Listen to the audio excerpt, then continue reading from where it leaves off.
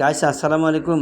তোমরা যারা দিনাজপুরবাসী মোর এই ভিডিওখান দেখেছেন, তোমাকে রিকোয়েস্ট প্লিজ তোমরা আজকের এই ভিডিওটা স্কিপ করেন না। মুই এখন যে জিনিসটা দেখাচ্ছ এটা হচ্ছে দিনাজপুর শহরের পশু হাসপাতালের সামনে যে রাস্তার আইল্যান্ডটা আছে সেটা তোমরা দেখা পাচ্ছেন।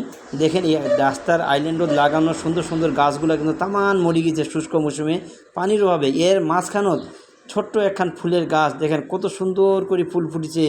এই ফুলের গাছটা জানান দেছে, মানে অভিযোগ জানাচ্ছে আর কি, যে এই যে দোনো পাশের যে দোকানদার ভাইয়েরা আছেন তোমরা যদি ঠিক মতন পানি টানি দিলেন হয় তাহলে এখানকার অন্যান্য যে ফুলের গাছ এবং বাহারি গাছগুলো হলো এই গাছগুলো কিন্তু মরিল হয় নাই। এরকম মোর মতন কিন্তু সুন্দর ফুল এবং বিভিন্ন রকমের পাতায় কিন্তু ভরপুর হয়ে থাকিলে হয়, কিন্তু তোমরা শুষ্ক মৌসুমে যখন আমরা শুকাই যাচ্ছ না তখন আমার পানি দেন নাই। এই অভিযোগটা কিন্তু এই ফুলের গাছটা জানাচ্ছে। কিন্তু এই কাজটা কিন্তু ওই যে বালুবাড়ি মোড় থেকে এনে মহিলা কলেজের দিকে যাইতে হ্যাপি ট্রি নামক যে একটা হোটেল আছে না, ওই হোটেলের সামনের যে রাস্তার আইল্যান্ডটা আছে ওই হোটেলের মানুষগুলা কিন্তু এই কামটা করে নাই।